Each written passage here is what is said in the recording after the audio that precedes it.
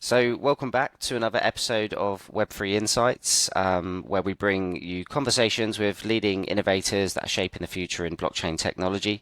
Today, we're excited to be joined by Maud Bannwart, who is the COO at Alethium.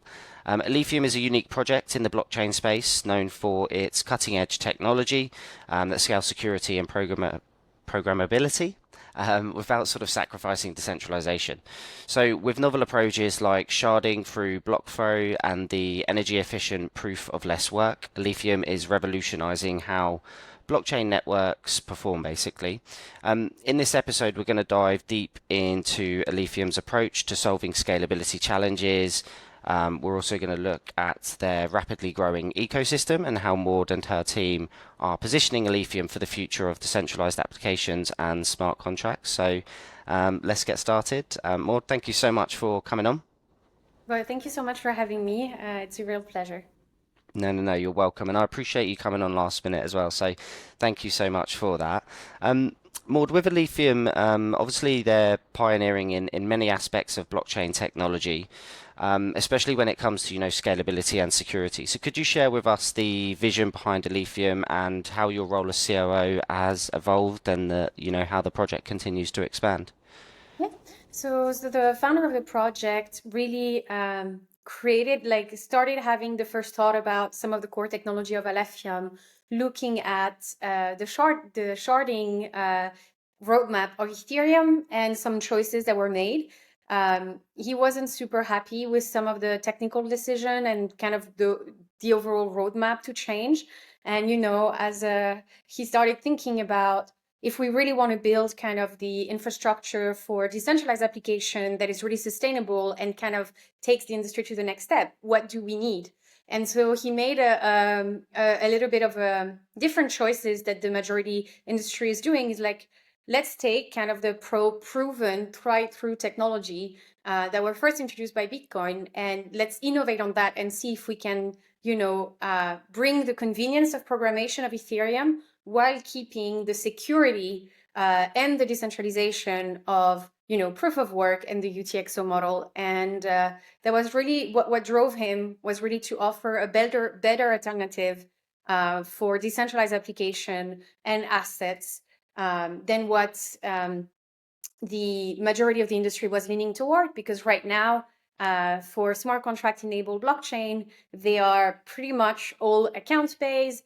Big majority of those are EVM or EVM compatible, and large majority of them are on proof of stake, which again, valid choices, but it means they all inherit from the same technological trade-off, and he wanted to offer something different. And that's Alephium, basically. And Nice. I realized I pronounced it slightly wrong there. I was saying Alethium. It's Alethium, right? well, I say it kind of a little bit with my French bias. So I think, like a proper English speaking individual would say Alethium because of the E, but I Yeah. have a little bit the French pronunciation in my head because I'm originally French. So I think we're both saying it right. Um, Okay, cool. Yeah, just wanted to make sure of that. So one of Alephium's obviously standout features is its use of block flow for sharding, which allows it to process over 10,000 transactions per second while maintaining a seamless user experience. Can you explain how this sort of innovative approach works and how it addresses the scalability issues that are faced by many blockchain networks today? Yeah, as a new layer one, you kind of always have, like, scalability is kind of your first challenges to tackle. I think Yeah. the scalability challenge of blockchain have been hammered enough into the industry that as a new layer one, this is kind of the key concern you should definitely address. So the way we use sharding, so sharding means parallelization. It means that we have multiple blockchain into our network. Where we use sharding differently than most other sharded chain is because we are UTXO based. If I take I will go really high level, but basically on an account-based chain, the data stored on chain are account and balances, but you don't have transaction. And you can deduce the transaction by the change of balances. And on the UTXO base, it's kind of the opposite. You have the transaction, but you don't have accounts and balances. So when Alephium does sharding, it basically means we are partitioning transaction. And no matter as a user, no matter where and how you transact on Alephium, you're always transacting on a single chain in a single step and always with the same level of security. Whereas most of other sharding implementation have been, if not all, have been done in the account model where they've been partitioning accounts. So if you're transacting between two accounts that are on the same chain, great, single step, amazing user experience. But as soon as you want to do a transaction between two accounts that are not on the same chain, this is where the user experience degrades pretty significantly because you have at least two-step in the good cases, and in a lot of cases, the security mechanism that secure those cross-chain transaction is very different from the one that secure the on-chain, like single-chain transaction. Sure. So choosing to build on the UTXO side allows us to leverage sharding in a much more lightweight and user-friendly way in the end. Excellent, excellent. And Alethium has developed obviously the proof of less work, which is a consensus mechanism that reduces energy consumption, I believe, by over 87% compared to Yep. traditional proof of work. How does the proof of less work work? And Yes. why is it so important, for the future of sustainable blockchain technologies, in your opinion? Yeah. So the drive behind proof of less work was to really think. We believe in proof of work. We believe in that it is the most robust way to ensure decentralization. Especially at large scale. But the thought was, how can we optimize proof of work so that it is a little bit more energy efficient, especially at large scale, because this is usually at large scales that the concern kind of arrive. And so this is inspired from research that has been done in the proof of work space before. So basically, what proof of less work means, it means that at some point you ask less work. So Sure. up until the hash rate of the network is 1 exahash, it's around 100 times where we are today, like the Alephium network is. Alephium is classic proof of work. So the security is purely physical. It comes from the mining machine, the computing power. Once we reached this 1 exahash threshold, it becomes a combination of physical security, physical work that is still the miners, but a portion of it becomes virtual work or virtual cost or virtual security that comes from burning Alephium coin upfront. So past that point, the cost of mining a new block, so the security of the network, increases just as it does on classic proof of work. But instead of asking miners to pay that cost exclusively in computing power or energy, electricity, they pay it partially in computing power and partially by burning coin. And Nice. so you reduce the energy consumption of the network at large scale. When we are at very, very large scale, we are at 87%, like you said, but without actually reducing the security of the network. That's fantastic. I mean, going on to security, obviously security is like a major concern in the blockchain space, Yes. especially when it comes to smart contracts. How does Alephium's custom virtual machine and optimized smart contract language enhance security and mitigate the sort of common vulnerabilities that are seen in other ecosystems like Ethereum, for example? Yeah, I think I mean, not really, but people, maybe if you're not an experienced user, you underestimate how challenging the entire space still is for even experienced user, Yeah, experienced developers. It's still incredibly difficult to navigate safely as a user, but also as a developer. It is extremely difficult to write secure code, and there are some attack vectors that is extremely difficult to protect yourself against due to some technical design choice that have been made in EVM, which remains the prevalent virtual machine used in the space. So when the founder of Alephium really thought about this technology, he really wanted to build an environment that made it easy for people to write secure code, and that obviously addressed a lot of those common vulnerability. So Alephium has its own accounting model, which is called the stateful UTXO model.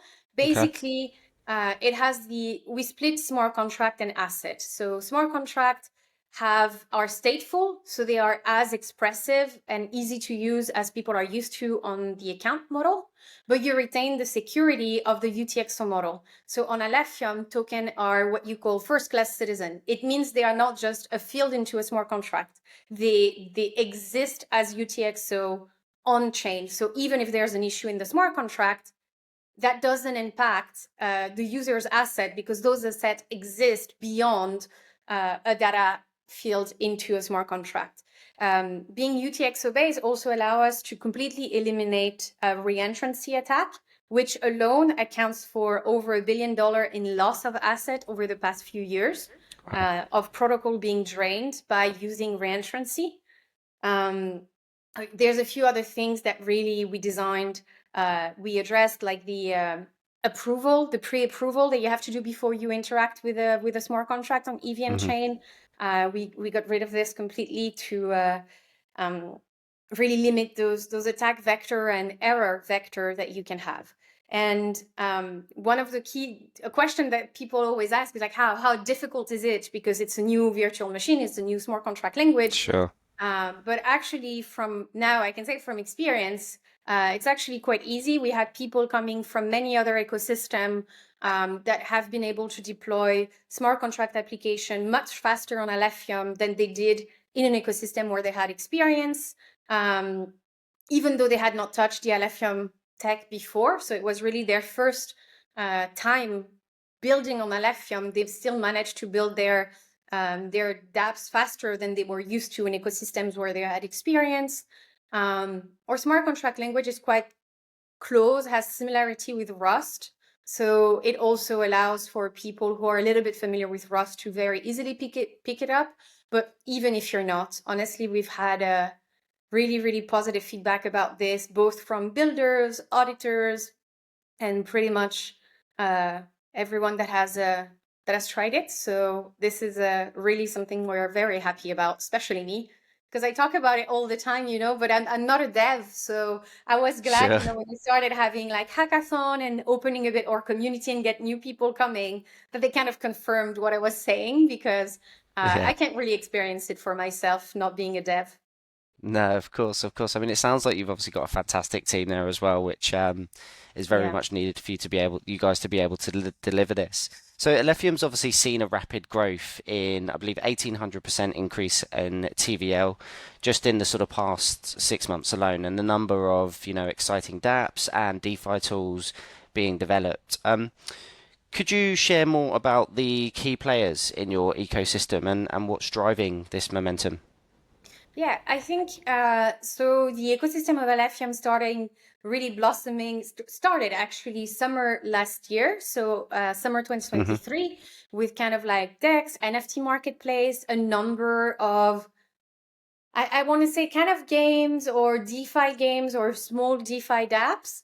And Nice. then a key turning point was really when we released the bridge. So we have a bridge right now to Ethereum, and that allowed us to bridge over to Alephium the big stablecoin, USDT, USDC, and any other asset really that exists on the Alephium blockchain to the on the Ethereum blockchain to the Alephium ecosystem, and that really helped our ecosystem take roots and really grow. And now I think we really have, DEX, NFT marketplace, Launchpad, name services, a number of gaming projects, many more DeFi projects, and one of so the growth that you mentioned, actually, this is from, like you said, kind of the first 6 months to 8 months of the year. But Sure. recently, we had oracles, the first Nice. oracle coming to Alephium. As a non-EVM chain, it always is a little bit more challenging to get services onto your chain, because it does require a little bit more work than, if from an EVM chain to another EVM chain, it's kind of relatively easy.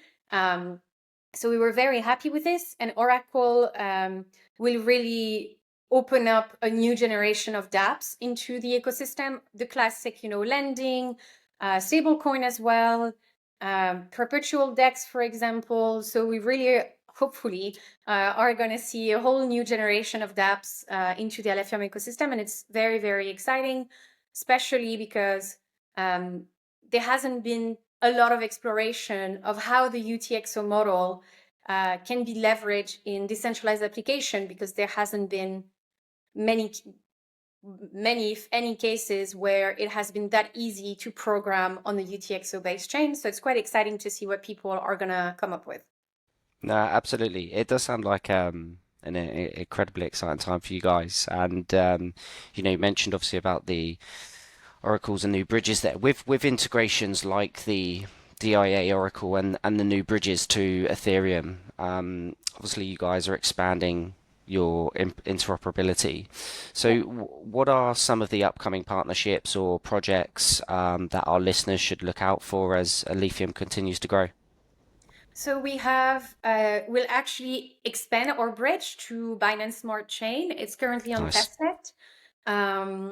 It's currently on testnet. We also have been really working hard to bring hardware wallet into the ecosystem. And actually we have 5 different hardware wallets supports that are coming. Obviously, one of them is Ledger. This one is kind of known and public that this is coming soon. But we Sure. also have 4 others in the pipeline that will also follow. So that's quite exciting, as hardware wallets still remain kind of one of the safest way to store your assets securely. So we're very happy to be able to bring this to the network. We're gonna have fiat on ramp. Again, the whole point is kind of one of our big focus right now is really bringing kind of all of those services that people expect to have and that make it easy to enter and leverage the ecosystem. So Yeah. fiat on ramps are also something we're looking into as well. And I mean, that's already quite a bit of things we're looking There's a at for lot the there. end of the year. Yeah, no, for sure, for sure. Sounds yeah, sounds very exciting. So, as the COO, you're obviously at the helm of navigating Alethium through both internal growth and external challenges. So, what are some of the key challenges Alephium has faced, and um, how have you and your team overcome them to sort of remain at the forefront of the industry?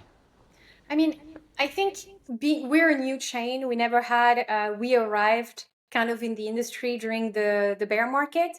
So I think that we have the advantage of being new. And this is something that is not going to last forever. So it's really Sure. important to continue to, so now we have a little bit of that advantage. But what will be a challenge is to remain relevant past this. But despite being new, the fact that we have completely unique technology is quite challenging, because again, with the vast majority of the industry of for smart contract enabled chain being on EVM compatible chain, it means that, again, finding an Oracle that was willing, an Oracle service provider that was willing to take the plunge and start building on Alephium when we were still and still are relatively young and small, it Yeah. was a challenge. And this is a challenge that is true for basically every kind of services you want to see on chain. It requires more work for people. And in this industry, a lot of things come and go, right? So it's a little bit more risk for them. So it's been a work for us to be extremely consistent in delivering what we try Yeah, and do. And I 100%. think, if you check a little bit the way we communicate and what we do, we really try to be not under promise, but kind of under promise, and being very neutral and very accurate into what we talk about, what we promise, and over deliver and consistent, and more importantly, consistently deliver quality over time, because that helps build trust both in the ecosystem but also for your partners. Because exactly of what I said before, as a new chain, you have so many new projects that come and goes, that when there's a higher effort to support, that can be difficult to get partners on board. But thankfully, we, delivering consistently hasn't been a problem. So we've been able to leverage this. Another That's one great. is that we really want to keep the core team or the core contributor relatively small. because what we eventually want is the core contributor, the original core contributor, to melt into a broader ecosystem. Like, we don't want to grow the team too much, because what we want is to empower the ecosystem to further develop Alephium and really take ownership.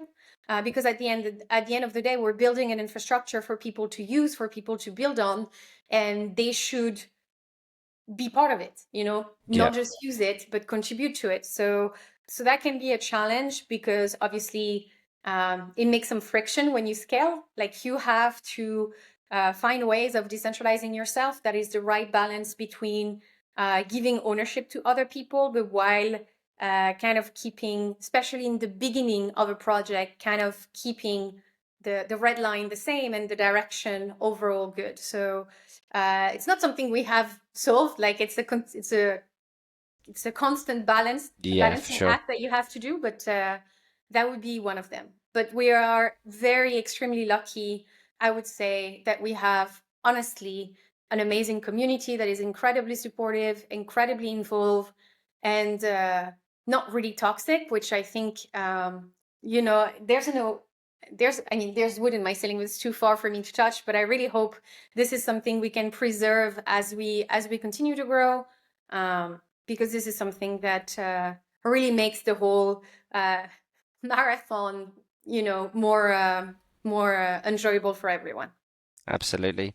I think the key there, as you were sort of talking at the start, the things I was thinking in my head in response to that is the consistency in delivery and quality. And I think those are the two key points that, or three key points that you sort of mentioned there. And it's great to hear that you guys are doing that, because it's so important for anyone within this sort of industry and space to be able to build, the good foundations and good trust within any sort of organization or business within this field, really.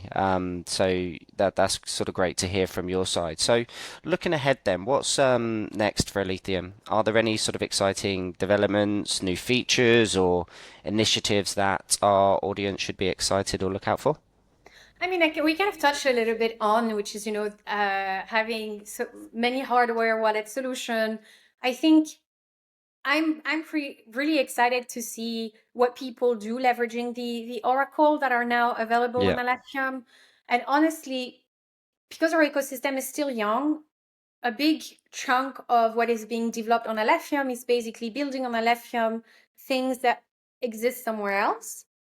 What I'm really excited about is, once we kind of had that foundation, to see people really kind of have fun and start innovating. Not that they're not innovating now, but really, again, leveraging the UTXO model to improve the experience for on those classic dApps that people are used to have.